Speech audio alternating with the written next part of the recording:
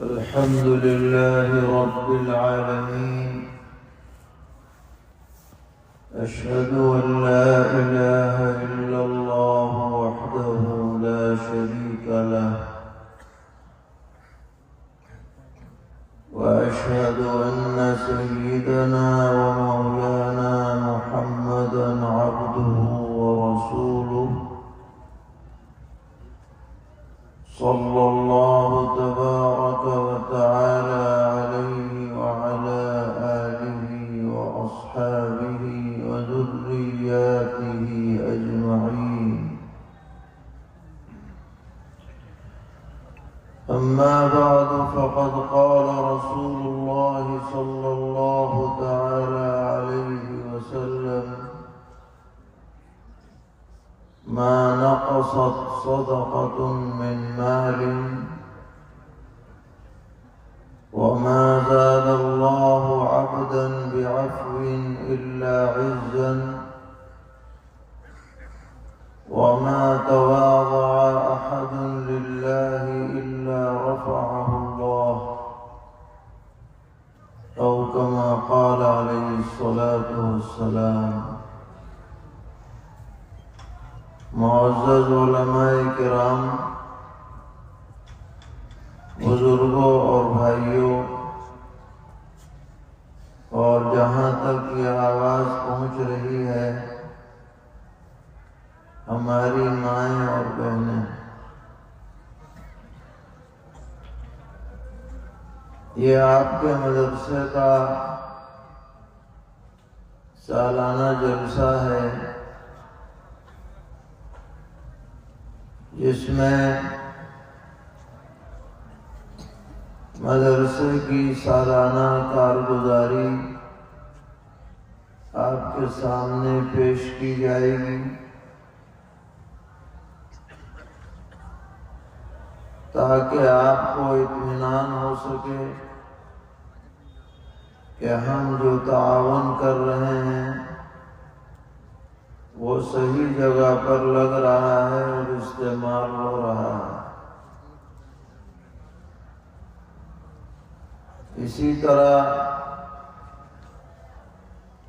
طلباء کی عزت افزائی کی جائے گی، جنہوں نے حفظ قرآن پاک مکمل کیا ہے ان کا اعزاز کیا جائے گا، تاکہ انہیں دیکھ کر ہمارے دل میں بھی جذبہ پیدا ہو کہ کل کو ہمارے بچے بھی اس قابل بنیں کہ وہ قرآن مکمل کریں اور ان کا بھی اعزاز کیا جائے۔ یہ بھی جلسوں کا ایک اہم مقصد ہے۔ اس کے علاوہ علماء کے بیانات ہوتے ہیں، کئی بیانات آپ نے سن لیے اور کچھ آگے سنیں گے، تو سوال یہ ہے کہ ان بیانات کا مقصد کیا ہے؟ کیا یہ مقصد ہے کہ بیان کرنے والا اپنی قوت خطابت لوگوں کے سامنے پیش کرے کہ بھئی یہ تو بہت شاندار بیان ہوا، الفاظ ایسے تھے، آواز ایسی تھی، لہجہ ایسا تھا، فلاں اور فلاں؟ تو اگر یہ مقصد ہوگا تو پھر جلسہ کامیاب نہیں کہلایا جا سکتا۔ پھر کیا منشا مقصد ہونا چاہیے؟ ہونا یہ چاہیے کہ دین کی بات سنائی جائے اور سننے والے عمل کے جذبے سے سنیں اور اپنا جائزہ لیں کہ ہمیں کیا کرنا چاہیے تھا اور ہم کیا کر رہے ہیں۔ تو ایک بات ہم سب کو یاد رکھنی چاہیے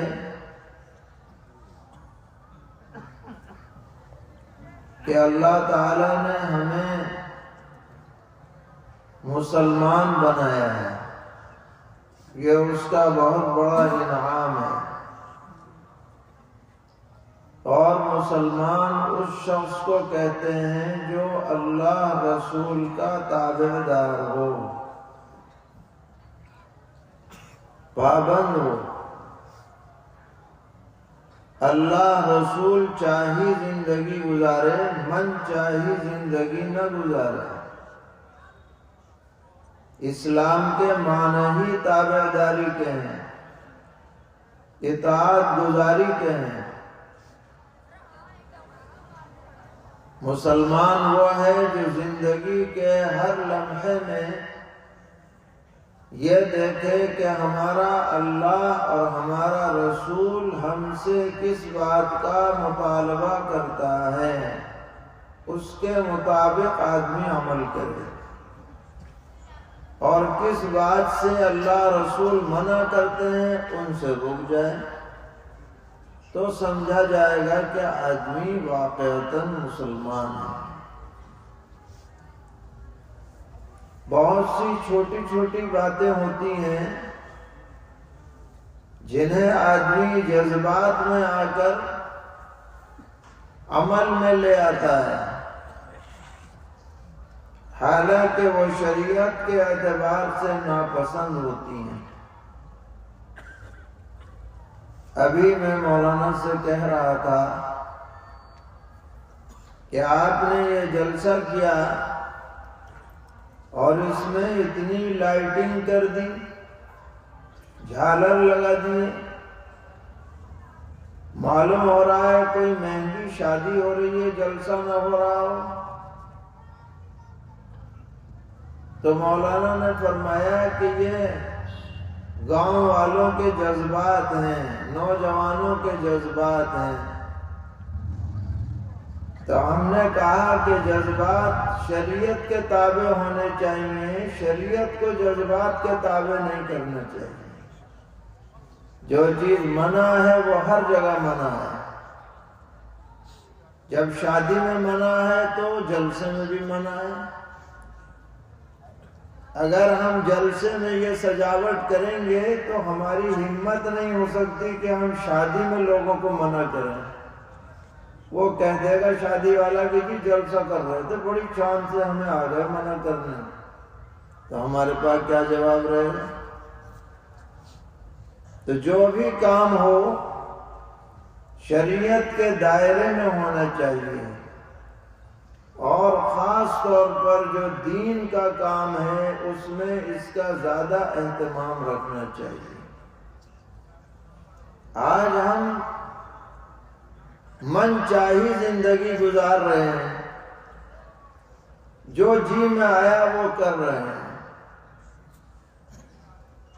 نوجوانوں کا حال یہ ہے، کوئی نہیں پوچھتا مسئلہ، جو جی میں آتا ہے وہ کرتا ہے۔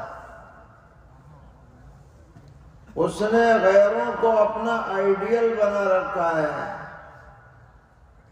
انہی کی طرح لباس پہنتا ہے، انہی کی طرح بال لگتا ہے، انہی کی طرح چلتا پھرتا ہے، انہی کی طرح حرکتیں کرتا ہے، کہتا ہے اپنے کو مسلمان۔ دین سے دور رہ کر کے زندگی گزارتا ہے۔ تو یاد رکھیے گا، من مانی زندگی گزارنا یہ انسانوں کا کام نہیں ہے، یہ ڈھور ڈنگروں کا کام ہے۔ ڈھور ڈنگر جب چاہے چل دیے، جب چاہے بیٹھ گئے، جہاں چاہے کھا پی لیا، جب چاہے سو گئے، جب چاہے اٹھ گئے۔ انسان پابند ہے، کیا کرنا ہے کیا نہیں کرنا، کب کیا کرنا ہے، اس کا اللہ تعالیٰ نے اس کو پابند بنایا ہے۔ اگر پابندی نہیں کرے گا تو کل کو مواخذہ ہوگا، اس سے سوال ہوگا، پوچھا جائے گا۔ انسان بندگی کے لیے پیدا کیا گیا ہے۔ بندگی کا مطلب اللہ کی بیگاری،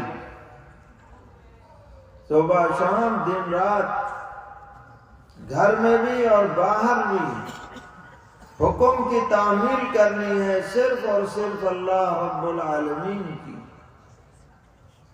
مولانا روم فرماتے ہیں آدمی از بہر طاعت و بندگی، آدمی از بہر طاعت و بندگی، بے عبادت زندگی شرمندگی۔ آدمی تو وہی ہے جو اپنے رب کی اطاعت اور بندگی کے ساتھ زندگی گزارے، وہ ہے آدمی۔ اور جو بندگی کے بغیر زندگی گزار رہا ہے وہ زندگی نہیں ہے، شرمندگی ہے۔ کل کو بہت افسوس ہوگا کہ بھائی بہت برا ہوا، اللہ کے ہاں جواب دینا پڑے گا۔ سرور عالم صلی اللہ تعالی علیہ وسلم نے فرمایا کوئی آدمی اپنی جگہ سے ہل نہیں پائے گا قیامت میں جب تک کہ 5 باتوں کا جواب نہ مل جائے۔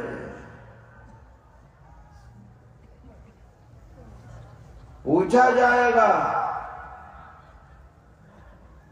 عمر کہاں لگائی، جوانی کہاں لٹائی، مال کہاں سے کمایا، مال کہاں پر خرچ کیا، اور جو علم تمہیں ملا اس پر کہاں تک عمل کیا۔ جب تک ان 5 باتوں کا جواب نہ ملے ہل نہیں پائے گا آدمی۔ آج بہت ہوشیار بنتا ہے، جو چاہے کرو۔ آپ اپنے ارد گرد کا جائزہ لیجئے، گاؤں میں چوپالیں ہوتی ہیں، کرسیاں پڑی ہوئی ہیں، موڑے پڑے ہوئے ہیں، بیچ میں حقہ لگا ہوا ہے، لوگ گڑگڑا رہے ہیں اور جناب بحثیں ہو رہی ہیں، سیاسی بحثیں ہو رہی ہیں۔ ایسا لگ رہا ہے پارلیمنٹ یہیں چل رہی ہے۔ گھنٹوں گزر جاتے ہیں، صبح سے لے کے شام تک آنکڑے ہی نہیں ختم ہوتے، ایک سے ایک خراٹ بیٹھا ہے، سبحان اللہ کا پتہ نہیں، الحمدللہ کا پتہ نہیں، نماز کا پتہ نہیں، بحثیں کروا لو، جھگ بازی خامخواہ کی۔ نوجوانوں کی آپ مجلسیں دیکھ لیں، جہاں 4 نوجوان اکٹھے ہوں ان میں آپس میں گفتگو کیا ہوتی ہے؟ کرکٹ کی گفتگو ہوتی ہے کہ بھائی فلاں میچ چل رہا ہے، کون جیت رہا ہے کون ہار رہا ہے۔ جنون ہے، جنون۔ اگر نمازی آدمی بھی ہے اور کرکٹ کا جنون ہو جاتا ہے تو نماز میں بھی جی نہیں لگتا، وہیں اٹکا رہتا ہے، کتنے رن ہوئے، کون آؤٹ ہوا، کون کھیل رہا ہے۔ بڑی دلچسپی ہے۔ اور بہت سے لوگ ان کی گفتگو آپ جائزہ لیں، فلموں کا تذکرہ، نئی سے نئی فلم کون سی آ رہی ہے، کس کا پروموشن ہوا، کس میں کون اداکار ہے، کون ایکٹرز ہیں، یہ نوجوانوں کی بڑی دلچسپی کی چیزیں ہیں۔ گھنٹوں گزر جائیں گے اسی پہ بحث، اسی کا تذکرہ۔ ترغیب تو نے نہیں دیکھی، چل میں بھیج رہا ہوں، یہ دیکھ کے بتا۔ دین کی بات نہیں ہو رہی، سیرت کی بات نہیں ہو رہی، قرآن کی بات نہیں ہو رہی، صحابہ کی بات نہیں ہو رہی ہے، یہ سب واہیات لغویات میں آج ہمارا معاشرہ جکڑا ہوا ہے۔ پہلے فلمیں سنیما ہال میں دیکھی جاتی تھی، اس کا وقت مقرر ہوتا تھا، الگ الگ شو چلا کرتی تھی، لیکن اب تو یہ انٹرنیٹ اور اسمارٹ فون 24 گھنٹے کا چینل آدمی کے ہاتھ میں آ گیا ہے، اور نوجوان نسل اس میں تباہ ہو رہی ہے۔ راتیں برباد، دن برباد، صحت برباد، مال برباد، جذبات خراب، غلاظت ذہن میں بھری جا رہی ہے ان چیزوں کے ذریعے، اور یہ سب منچاہی زندگی گزر رہی ہے۔ گھنٹوں بیٹھے ہوئے ہیں، انہی میں لگے ہیں۔ بتاؤ جو بات کہی جا رہی ہے غلط ہے؟ غلط ہے یا صحیح ہے؟ ایسے ہی ہو رہا ہے کہ نہیں؟ اب ہمارا سوال یہ ہے کہ کیا ایسے ہی ہوتے رہنا چاہیے یا بدلنا چاہیے؟ تو بدلے گا کون؟ بتاؤ کون کون ہاتھ اٹھا رہا ہے کہ ان لغویات میں مبتلا نہیں ہوں گے، اپنے اوقات کو ضائع نہیں کریں گے؟ یہ زندگی بڑی قیمتی ہے میرے بھائیوں، ہر چیز چھٹ کر کے مل سکتی ہے، مگر جو وقت گزر جاتا ہے دنیا کی کوئی طاقت اسے واپس نہیں لا سکتی۔ جو لمحہ گزر گیا زندگی کا، ایک شاعر نے کہا ہے، غافل گھڑیال تجھے دیتا ہے منادی، گردوں نے گھڑی عمر کی ایک اور گھٹا دی۔ پہلے چابی بھری جاتی تھی، گھنٹے ہوتے تھے اور اس میں چلا کرتے تھے، وہ اس کو کہتے ہیں گردوں۔ چل گیا، یہ چل گیا تو ایک لمحہ ہماری زندگی کا گھٹ گیا۔ جب گھٹ گیا تو زندگی دور ہو گئی، موت قریب آ گئی۔ ہر لمحے ہم زندگی سے دور ہو رہے ہیں اور موت سے قریب ہو رہے ہیں۔ اگر ہم نے اپنا جائزہ نہ لیا اور اپنی زندگی خدا چاہی رسول چاہی نہ گزاری میرے بھائیوں، تو کل سوائے افسوس اور حسرت کے کچھ ہاتھ نہیں آنے والا ہے۔ تو یہ جلسے اسی لیے ہوتے ہیں، علماء کے بیانات اسی لیے ہوتے ہیں، تاکہ ہمارے دل میں جو غفلت جم گئی ہے یہ ہٹے۔ اسی لیے ہم کہا کرتے ہیں کہ اگر جلسے سے پہلے والی زندگی اور بعد والی زندگی میں فرق نہ ہوا جلسے میں شرکت کر کے، تو جلسے میں شرکت کا کوئی فائدہ نہیں۔ اس سے اچھا تو یہ تھا کہ چادر تان کے سوتے رہتے۔ فرق ہونا چاہیے، احساس ہونا چاہیے، تبدیلی ہونی چاہیے۔ ایک حدیث آپ کے سامنے ہم نے پڑھی ہے، سرور عالم صلی اللہ تعالی علیہ وسلم کی تو ہر بات سچی ہے اور سنہرے حروف سے لکھے جانے کے قابل ہے۔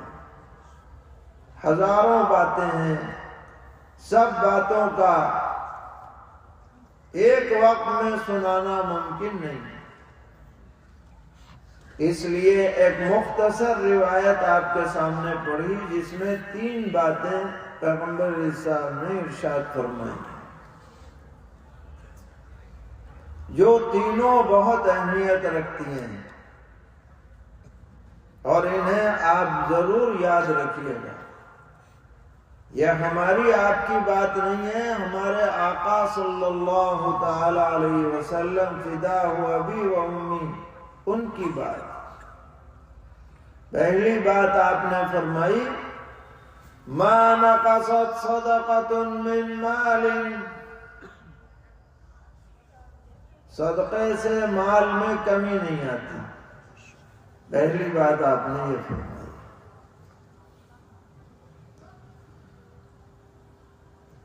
بظاہر تو کمی آتی ہے، 100 روپے میں 50 روپے صدقہ کر دو تو بچے کتنے؟ 50۔ دیکھنے والا کہے گا کہ جی گھٹ گئے، 100 میں 50 رہ گئے۔ آنکھوں سے تو یہ نظر آ رہا ہے کہ 100 میں کتنے رہ گئے؟ 50 گھٹ گئے۔ اور حضور کیا فرما رہے ہیں؟ ما نقصت صدقۃ من مال، صدقے سے مال میں کمی نہیں آتی۔ اب مومن ہونے کا تقاضا کیا ہے؟ آنکھوں سے جو دیکھ رہے ہو اسے کنارے کر دو، جو حضور فرما رہے ہیں اس پر یقین کرو، یہ ہے ایمان۔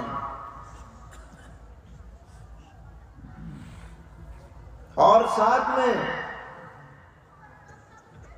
یہ بات بھی قابل غور ہے کہ اگر کوئی رقم ظاہراً گھٹ جائے لیکن وہ مزید لے کر کے آئے تو اسے دنیا میں گھٹنا نہیں کہتے۔ مثلا کمپنی والے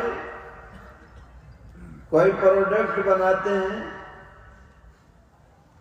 تو لاکھوں روپے اس کے ایڈورٹائز پہ خرچ کرتے ہیں، لاکھوں روپے۔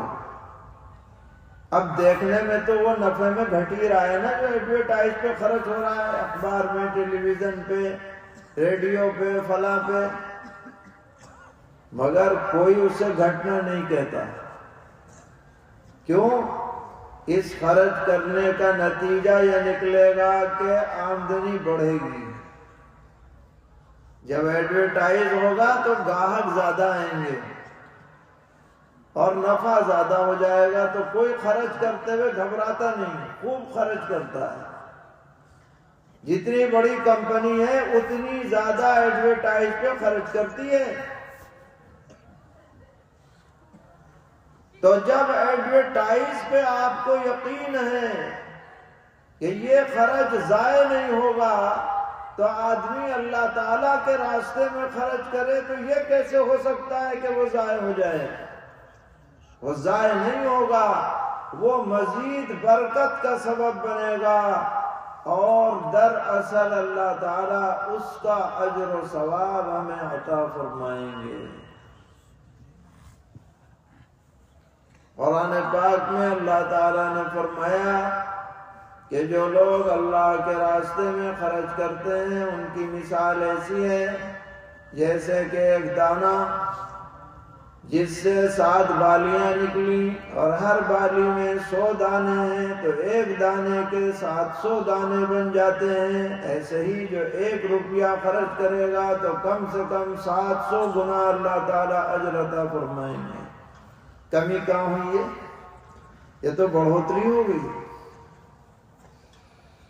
اللہ تعالیٰ نے فرمایا یمحق اللہ الربا ویربی الصدقات، اللہ تعالیٰ حرام مال کو مٹا دیتے ہیں اور صدقے کو بڑھا دیتے ہیں، دنیا میں بھی بڑھاتے ہیں۔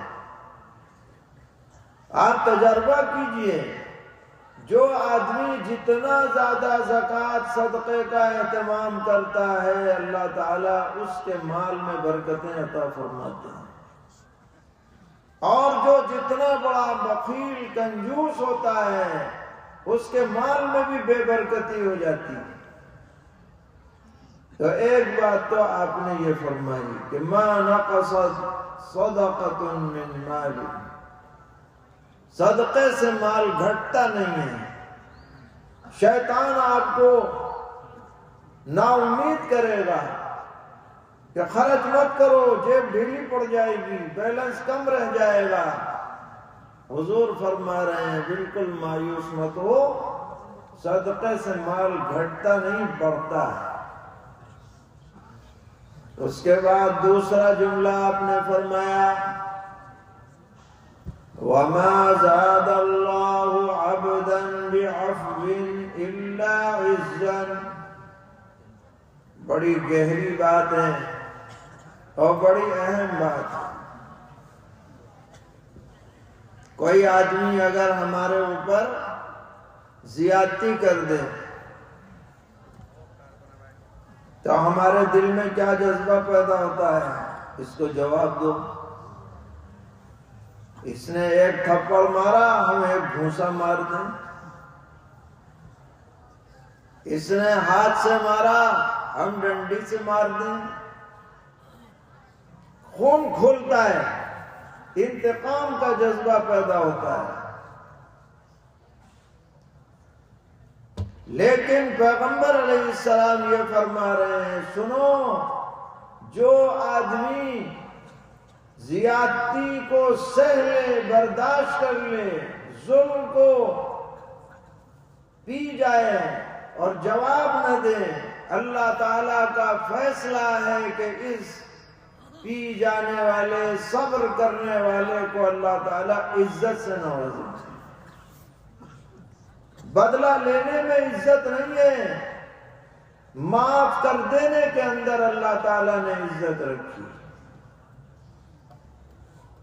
سرور عالم صلی اللہ تعالی علیہ وسلم مکہ معظمہ تشریف لاتے ہیں، فتح مکہ، اور آپ کو مکہ معظمہ سے بہت ہی ظالمانہ اور نہایت اذیت ناک طریقے پر مکے والوں نے نکالا تھا، نکلنے پر مجبور کیا تھا. آپ کے شہید کرنے کا پلان بنا چکے تھے. اللہ نے 8 سال میں کایا پلٹ دی اور حضور ایک لشکر جرار کے ساتھ مکہ معظمہ میں داخل ہو رہے ہیں. تو جن کے ہاتھ میں کمانڈ تھی ان کو بھی بڑا جوش تھا.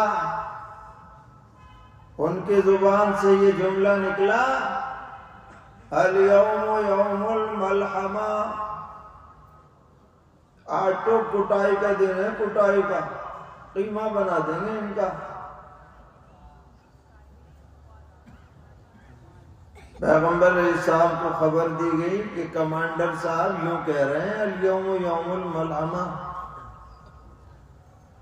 حضور اکرم علیہ السلام نے ان کو بلایا، کہا بدل دو، یوں کہو الیوم یوم المرحمہ، الیوم یقصی الکعبہ. آج مہربانی کا دن ہے، معاف کرنے کا دن ہے. آج کعبہ کو عزت کا لباس پہنایا جائے گا. اور جب آپ مکہ معظمہ پہنچتے ہیں تو آپ اعلان کرتے ہیں لا تثریب علیکم اليوم. کوئی انتقام نہیں ہے، کچھ نہیں ہے. جو حرم میں آ جائے وہ معاف ہے، امن میں ہے. جو ابو سفیان کے گھر میں چلا جائے وہ امن میں ہے. جو اپنے گھر کا دروازہ بند کر کے اندر بیٹھ جائے وہ امن میں ہے. آپ نے دنیا کے سامنے عفو درگزر کا جو نمونہ پیش کیا، دنیا اس کی مثال پیش کرنے سے عاجز ہے. اس عفو درگزر سے آپ کا نام غیروں کی نظر میں بھی روشن ہوا، آپ کا اعزاز اقبال بلند ہوا. آج بھی اگر ہم درگزر سے کام لیں تو ہماری کوئی ہیٹی نہیں ہوگی، ذلت نہیں ہوگی، انشاءاللہ عزت ہے. آج ہم ذرا سی بات پہ منہ پھلا لیتے ہیں، بھائی بھائی سے ناطا توڑ لیتے ہیں، پڑوسی سے ناراض رہتے ہیں. ذرا سی بات، اس نے یوں کہہ دیا، اس نے ایسا کر دیا، رشتہ داریاں قطع کر دیتے ہیں. جلال آ جاتا ہے، انتقام کا جذبہ کھولنے لگتا ہے۔ حالانکہ اگر ہم معافی اور درگزر سے کام لیں تو انشاءاللہ خوشگوار زندگی نصیب ہوگی، امن و سکون والا معاشرہ وجود میں آئے گا۔ بعض علاقوں میں تو سیاسی نظریات کی بنیاد پر لڑائیاں ہو جاتی ہیں، بھائی بھائی میں، تو نے اس کو ووٹ دیا، میں نے اس کو ووٹ دیا، اسی پہ لڑائی، اور ایسی لڑائی کے علمان الحفیظ جو کوئی لڑنے کی بات نہیں۔ یہ سب شیطانی حرکتیں ہیں۔ قرآن کہتا ہے کہ شیطان چاہتا ہے کہ تمہارے اندر محبتیں نہ رہیں، دشمنیاں پیدا ہو جائیں، کینہ کپٹ پیدا ہو جائے، لڑائیاں ہو جائیں۔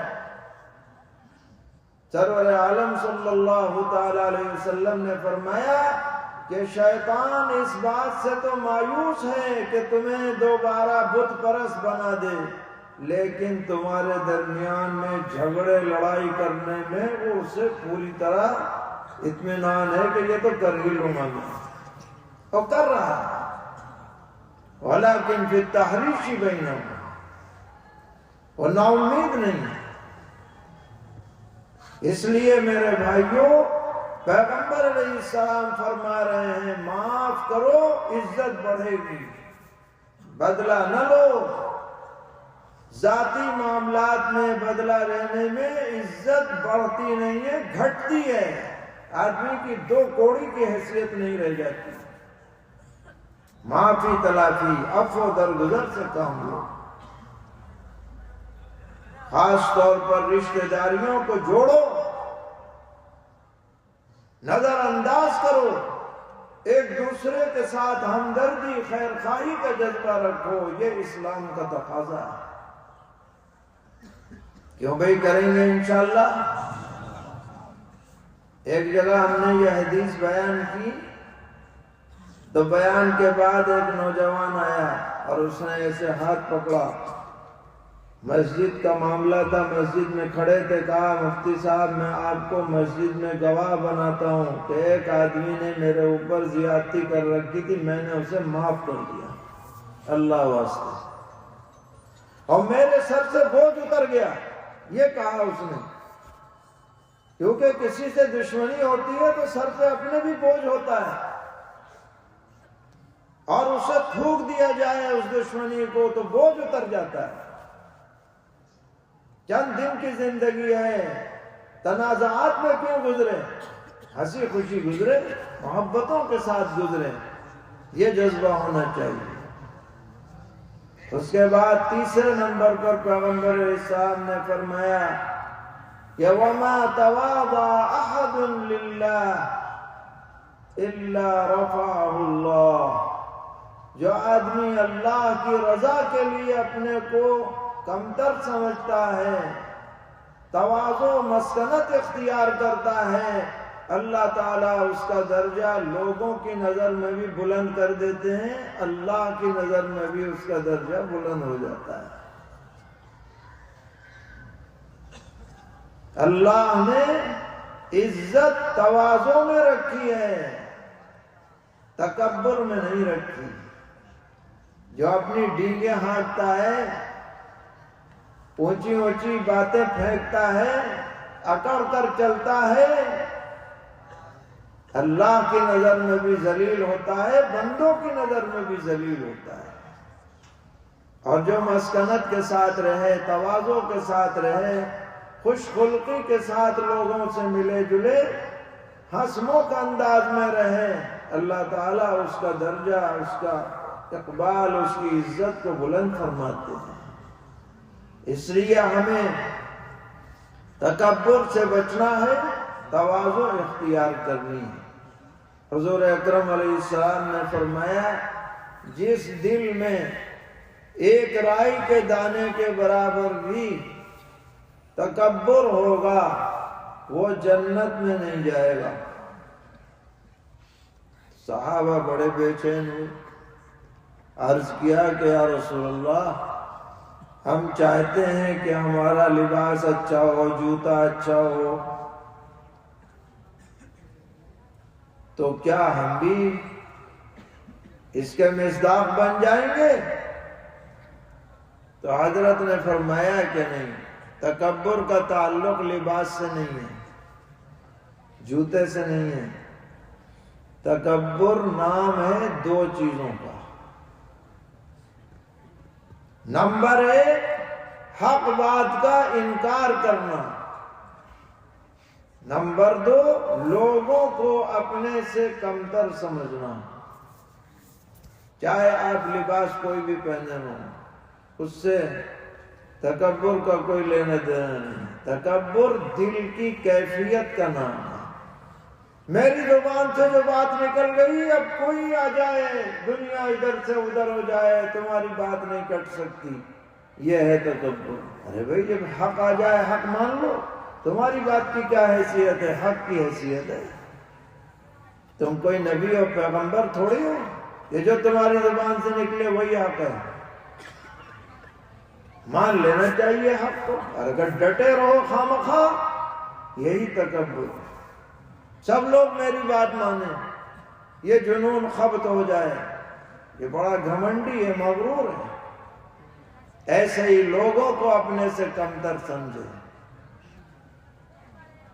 اور اپنے کو برتر سمجھے، یہ بات بھی تکبر کی علامت ہے۔ تو یہ تینوں باتیں بہت اہمیت رکھتی ہیں، ہم سب کو ہر وقت یاد رکھنی چاہیے۔ پہلی بات، صدقے سے مال کم نہیں ہوتا۔ دوسری بات، معاف کرنے سے عزت بڑھتی ہے، گھٹتی نہیں۔ تیسری بات، تواضع کرنے والا شخص اللہ اور بندوں کی نظر میں سربلند ہوتا ہے۔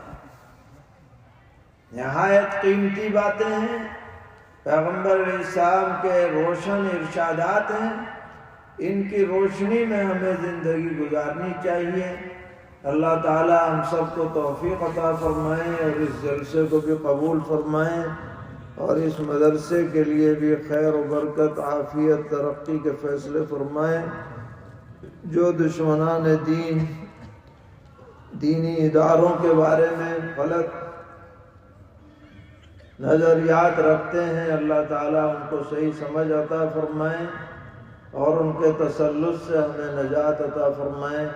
وصلی اللہ تعالی علی خیر خلقہ محمد وعلی آلہ واصحابہ وذریاتہ اجمعین۔